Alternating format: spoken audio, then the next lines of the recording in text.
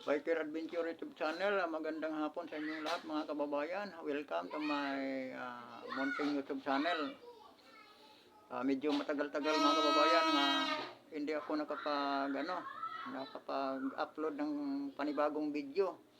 Ito ang unang video ko mga kababayan sa year 2025. Dito tayo mga kababayan patungkol sa kandidatura at saka sa plataforma ni Pastor Apollo Kibuloy. No? Ating matandaan, maalala mga kababayan nga si Pastor Apollo Kibuloy pinahirapan ng administrasyong Marcos at tinaniman ng mga kaso nga matagal ng tulog at mga dismiss ng kaso pati sa USA. Ito ngayong nakaraang taon mga kababayan, ginigipit siya, no? Maraming nahirapan, maraming nabiktima at gumastos ng milyon ang gobyerno para lang doon sa malupit nga ginagawa na kay Pastor Apollo Kibuloy. Ang masaklap mga kaibigan, nung sumurrender si Pastor Apollo Kibuloy, ano ang nangyari? Dismiss uli ang kaso mga kababayan, dinismiss ng korte, ganoon pa rin. Parang inulit-ulit lang. Ang kaso na hindi kayang patunayan ay ipilit nila tinatanim kay Pastor Apollo Kibuloy. Sa ngayon mga kababayan, ay dito na si Kibuloy, nagpaila ng kandidacy sa kanyang pagka-senador. At hinaharang na nga mga kababayan, pinoprotesta na nga, gusto siyang ipa-disqualified, pero ni-reject ng Comelec ang disqualification case nga hinain na kay Pastor Apollo Kibuloy. At si Pastor Apollo Kibuloy mga kababayan nakakuha ng malaking ng simpatiya sa mga malalaking grupo ng anti-crime group at saka sa malalaking mga religious organization mga kababayan at saka maraming mga mamamayang Pilipino ang sumusuporta at sa kandidatura ni Pastor Apollo Kibuloy. Pakinggan natin mga kababayan ang ni Pastor Apollo Kibuloy. Para sa unang bugso ng ating balitaan, patuloy na dumadami ang mga nagpahayag ng kanilang pagsuporta kay Senatorial Aspirant Pastor Apollo C. Kibuloy. Isa sa mga ito ay ang dating ikalawang pinakamataas na opisyal ng Philippine National Police. Nagpahayag rin ng pagsuporta sa kandidatura ni Pastor Apollo ang isang malaking anti-crime group at isang religious organization sa bansa. Narito ang balita ni Jason Rubrico. Naimbitahan sa pagtitipon ng isa sa pinakamalaking anti-group sa Pilipinas bilang panauhing pandangal ang spiritual leader ng The Kingdom of Jesus Christ at senatorial aspirant na si Pastor Apollo C. Kibuloy nitong Sabado. Ipinahayag ng Anti-Crime and Community Emergency Response Team na may daan-daang regional at provincial directors sa Luzon ang kanilang pagsuporta sa hangarin ni Pastor Apollo para sa bansa. Sa kanyang mensahe ay pinabot ng kanyang representante na si Brother Marlon Acobo. Ipinabatid ng buting pastor ang kanyang mga plano, plataforma at mga panukalang batas bilang isang future senator. Isa na nga rito ang pagsulong sa zero corruption sa gobyerno na matagal ng prinsipyo ng KOJC. Nais niyang ipagpatuloy ang ganitong uri ng pamumuno para sa buong Pilipinas. Zero corruption. Isipin niyo mga Yan ang number 1 mga kababayan. Yan ang the best talagang layunin ni Pastor Apollo Kibuloy. Diba? Yan talaga ang the best na kailangan sa sambayan ng Pilipino. No? Ngayon ay siyang inaabuso ng administrasyong Marcos. Yung korupsyon na yan, yung talamak na korupsyon ngayon mga kababayan, ating makikita dito sa ating gobyerno, lalong-lalo na dyan sa Congress. Especially yan si Martin Romualdez at si Saldico mga kababayan. Ang nagmanipula sa budget ng taong bayan. Yan sila ngayon ang may hawak ng budget ng pira ng bayan mga kaibigan. No? Kaya yan sila talagang gagawa ng paraan yan hanggat kayang tigilin nila itong ni Pastor Apollo Kibuloy. Diba? May naghain na nga ng disqualification case. May nagpaila ng disqualification case palaban sa kandidatura ni Pastor Apollo Kibuloy at mabuti na lang ay dinismiss din ng Comelec. Ibinasura ng Comelec mga kababayan. Napaka-importante talaga yung korupsyon. Yung korupsyon talagang labanan sa ating gobyerno. Yan dati ang nilalabanan ni PRRD. Pilit talagang binubuwag yan ni PRRD. Yung korupsyon sa gobyerno. Yun ang nagpapahirap sa mga sambayan ng Pilipino, mga kababayan. Pero ngayon, yan talaga ang layunin ng administrasyong ito. No? Magpayaman sa kaban ng mamamayang Pilipino. Samantalang ang sabayanan, ang mga Pilipino ay naghihirap, halos hindi na makakain. Naghihikao sa buhay. No? Tapos, ang ginawa nila, nililin lang ang mga Pilipino sa magitan ng pagbibigay ng ayuda. Para bang sinasabing, nagpakitang tumutulong sila para matuloy. Wala talaga mga kababayan, nasindikato tayo. Nasindikato talaga tayo dyan sa mga congressman na yan. Nga sila ngayon ang pinaka-notorious na sindikato dito sa buong bansa, mga kababayan. Yan sila ang mga legal na sindikato na nagmanipula sa pira ng mga Pilipino. Patuloy tayo mga kababayan. Legal. Ang isang gobyernong ang pangunahing prinsipyong sinusunod ay ang transparency, kung saan walang lugar ang korupsyon at ang boses ng mamamayan ang siyang batayan ng bawat desisyon. Kabilang din sa mga Boses ng mamamayan ang siyang batayan ng bawat desisyon. Sa ngayon mga kababayan, hindi mo makikita sa pamumuno ni BBM mga kababayan. Kasi ngayon ang sambayanan ay walang boses. Sila ngayon ang nasusunod mga kababayan. Laging niluloko ang mga Pilipino. Harap-harapan ngayong niluloko ang mga Pilipino. Transparency ang sinisigaw ni President Duterte. Maging si VP Sara Duterte, ang sinasabi niya, maging transparency tayo. Anong ginawa na kay VP Sara? Pilit binatikos sa magitan ng isang kasong walang batayan, yung confidential fund mga kababayan. No? Yung talamak na korupsyon, hindi nila iniimbestigahan. Ang iniimbestigahan nila, yung kulangot nga 125 million nga confidential fund ng Vice President, samantalang ang bilyon-bilyong pira nga kinakamkam nila, di maintindihan ng taong bayan kung saan napunta. Yung 500 billion nga inilagak nila doon sa ayuda fund ng isang buaya nga pinsan ng presidente nga si Martin Tambaloslos Romualdez. Wala, hindi nila yung tinatanong, hindi tinatalakay kung anong ginagastusan yung 500 billion na yan, lintik na yan, 500 billion na yan. Ang tinatalakay nila, ang isang kulangot mga kababayan, kulangot, 125 million, nga confidential fund, mga lintik sila. Nililin lang nila ang taong bayan. No? Samantala, ang confidential fund ng presidente nga ilang bilyon mga kababayan, wala silang imik. Wala silang kibo kung saan napunta yun. Patuloy tayo mga kababayan dito sa plataforma ni Pastor Apollo Kibuloy. plataporma ni Pastor Apollo ay ang pagsugpo sa kahirapan, pagkakaroon ng marami at sustainable na trabaho sa pamamagitan ng turismo. Sustainable nga trabaho mga kababayan, yun talaga dapat, hindi yung lilinlangin, lulukuhin ang mga tao sa pamimigay ng ayuda. Yung ayuda, kulangot lang yan sa bilyon-bilyon, kinukurakot nila sa kaban ng bayan. Kunwari, namimigay ng ayuda sa mga Pilipino, ilang Pilipino lang ang nabigyan. Diba? Ilang bilyon yung nilagay nila dyan sa ayuda pa na yan. Ilang Pilipino lang ang nabibigyan. Magkaano lang binibigay nila mga kababayan? Yung mga naghihirap ng mga Pilipino, hindi na halos makakain, nabigyan ba? Wala. Sino lang ang binibigyan? Yung malapit lang sa ano nila. Diba? Kahit yung barangay mga kababayan, ang binibigyan lang ng barangay, ng mga staff para sa ayuda, mga kilala lang nila. Pero yung mga tao talagang dapat bigyan, dapat tulungan, wala naman eh. Yung mga nangangalaka lang, wala. Tingnan yung mga kababayan, minsan nangyayari talaga. Ilang beses ko na nadaan. Yung isang pamilya, kasama anak, mag-asawa, may kasamang anak na payat din. Nagpapadyak mga kababayan ng kanilang kulong-kulo ay yung kanilang sidecar nga bisikleta. Karag-karag nga bisikleta, nagpapadyak yung isang pamilya, namumulot ng bakal sa tabing kasada. Yung mga sinasabi nila nga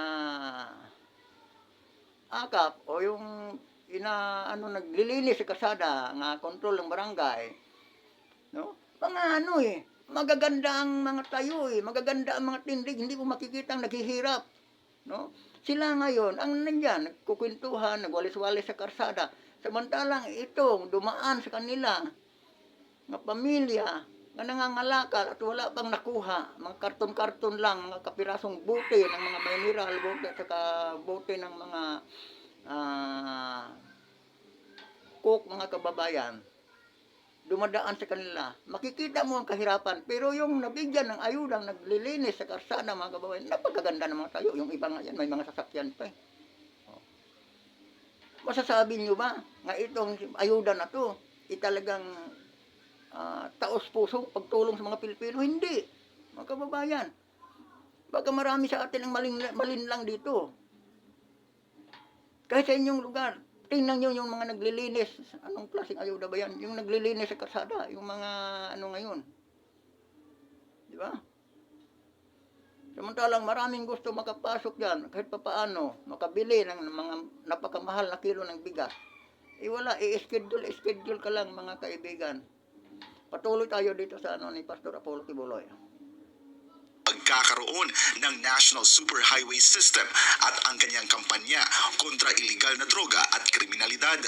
Ayon sa mga matataas na opisyal, Yung superhighway system, mga kababayan, talagang yun, napakaganda. Layunin talaga ng PRRD din yun, no? Ang layunin ni PRRD, ni Sara Duterte at saka ni Kibuloy ay iisa. Wala silang ibang hinahangan kundi mapapaganda ang Pilipinas, mapaunlad ang inang bayan, mapaganda ang pangkabuhayan ng bawat Pilipino, no?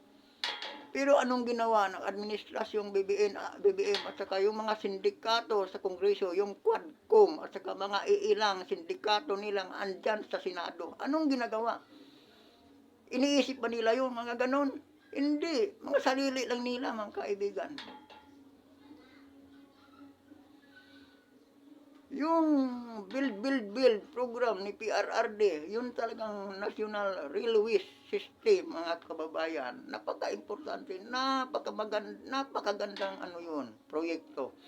Pero anong ginawa ni BBM? Siniro budget na, hindi na pinunduhan, no? Lumaki pa yung utang ng Pilipinas, nagbinta pa ng gold reserve natin, mga kababayan. Bininta pa yung ilang tons, ilang toneladang gold reserve natin doon sa Central Bank. Binibinta nila, nangutang pa. Kinamkam pa ang pundo ng ISIS para sa mga mahihirap ng mga Pilipino at saka yung pira ng PhilHealth, mga kababayan, kinamkam pa. Napakasaklap. Tuloy tayo, mga kababayan. ng Anti-Crime and Community Emergency Response Team, sila mismo ang kakampanya kay Pastor Apollo. Nakita yun namo, no? Nga anga yun si Pastor Kibuloy suportahan. Kasi matanaw na to ba? Di pa sa uban nga mudagan ka kay tungod na kay personal intention. Uban, gusto power, gusto mangwarta. Tanaw na mo, anga yun sa suportahan kay once na nasa Senado na siya, sigurado may nga with this knowledge also. Totoo yun, mga kababayan, ha.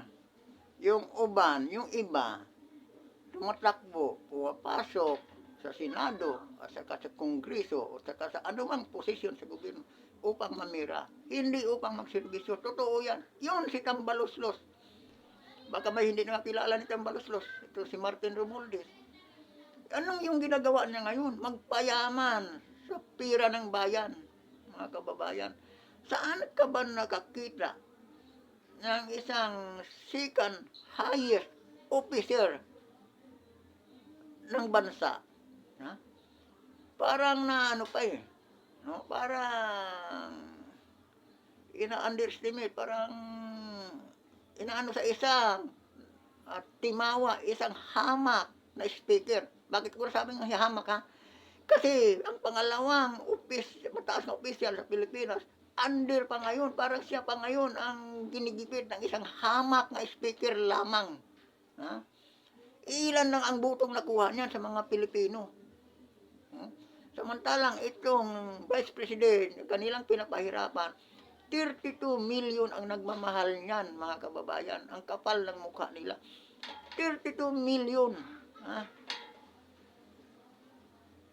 Ang siyang nagluklok ni BP Sara sa kanyang posisyon. Samantala itong hamak na speaker, ilang libo lang naman ang nag-ano niyan, nagboto. Kung may kumakalaban pa yan sa Tacloban, may hindi pa mananalo yan. Lintik na yan. Ngayon siya naghari-harian dito sa ating bansa. Ngayon parang siya ang presidente. Siya ngayon ang sinasamba ng mga membro ng sindikato diyan sa Kongreso, lalong-lalo na yung Quadcom. Kasi ang milyon-milyong pera ipinagmumudmud lang niya sa mga membro diyan sa sindikato, kasama na diyan sa mga membro diyan sa sindikato, andyan sa Senado. Daan-daang milyon pinagmumudmud lang niya, samantalang ang mga Pilipinong naghihirap, hindi na halos makakain. Pati na yung pira ng PhilHealth pinakialaman pa. Tuloy tayo, mga kaibigan. Nga daghan yun sang mahimo para sa atong Pilipinas kasi makita namang iyang sincerity. Kung bakit kami sumusuporta kay Pastor Quiboloy dahil napakaganda ng kanyang programa na unang-una yung transparency. Ito ay pagdideklara ng giyera sa korupsyon. Dito pa lamang sa unang programa niya ay pasok na sa amin. Si Pastor Quiboloy lang ang pwede talagang makagawa niyan dahil napatunayan na yan doon sa kanyang doon sa kingdom of Jesus Christ sa Davao. Sa kaparehong event, ipinabot din ng honorary founder ng nasabing organisasyon na dating ikalawang pinakamataas na opisyal ng Philippine National Police at ngayon first nominee ng United Frontliners Party List ang kanyang pagsaludo kay Pastor Apollo. Sa ating pong matalik na kaibigan, more than 10 years ago, naging kaibigan na po natin ang ating napakasipag, napakabait, matulungin na si Pastor Quiboloy. Good luck po, Pastor Quiboloy. Nandito po ang buong United Frontliners na naniniwala sa mga advokasya na isinusulong mo. Nitong linggo, naimbitahan din si Pastor Apollo sa year-end Thanksgiving anniversary ng One Way Jesus to Faith Fellowship sa San Rafael, Bulacan. Ipinabot ng naturang simbahan ang kanilang kahandaan na suportahan ang buting pastor para sa 2025 elections. Ang kakayanan ni Pastor Apollo Quiboloy ay isang pinuno ng bansa. Dahil nakita po natin ang kanyang mga ginawa sa KOGC, hindi lang sa KOGC, lahat ng panig ng bansa po natin hanggang sa buong mundo. Nakikita po natin kung paano gawin ni Pastor Apollo Quiboloy ang mga mabubuting bagay na maging halimbawa bilang isang mabuting pinuno. Una na ring nagpahayag ng pagsuporta sa kandidatura sa Iba muna tayo, mga kababayan. Yung si Abalos, mga kababayan, kaya ba ng isip at puso niya ito layunin ni Pastor Apollo Quiboloy? Abot ba yan sa puso at isipan ni Abalos? Nga siya namang nangambisyon nga magiging isang senador, mga kababayan. Wag na wag niyong gawin yan, mga kababayan. Wag na wag niyong gawin magpauto kayo kay Abalos. Alalahanin niyo na lang ang ginawa niya sa KOGC nung nakaraang taon, mga kababayan. Paano mo masabi na magmalasakit yan sa sambayan ng Pilipino o sa mga Pilipino? Yung ginawa niya sa KOGC, yung may namatay, may mga batang nasaktan, nga pati yung animal na human rights na yan, nga mga MPA lang ang mga pinoprotektahan, hindi kumikilos. Walang galaw. Pero pagka yung mga aktivista, yung mga kriminal, ang mabibiktima, ayan, agad yung human rights na yan, piste yung mga human rights na yan, piste sa sambayanan yung human rights na yan. Yun ang nagpapalakas sa mga kalaban ng Estado. Yung human rights na yan, niluluko na lang ang mga Pilipino dyan, mga animal na yan. Yung si Erwin Tulfo, mga kababayan, yung iniisip ni Pastor Apollo Quiboloy, iniisipan ni Erwin Tulfo yan. Yung sabi nila, number one daw sa survey, sa senatorial, candidate. Obra pa siya kay Pastor Apollo Kibuloy. At saka kay, Congressman Marcolita. Anak naman, nangarap sila at niluloko. Isa yun, ang mga survey na yun, mga kababayan, nga sinasabing, number 1, si Erwin Tolpo, at saka nasa 10 pwesto na si Abalos. Kalukuhan yan, mga kababayan. Isang main condition yan, mga kababayan. Main condition yan.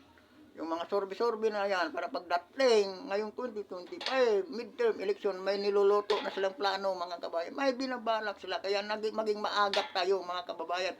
Huwag tayong pumayag na mabudol tayong muli, no?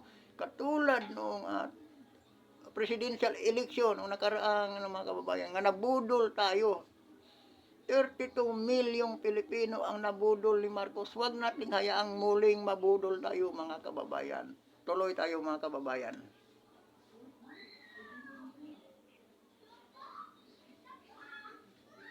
Senador ni Pastor Apollo ang mag-ama na si dating Pangulong Rodrigo Duterte at Vice President Sara Duterte.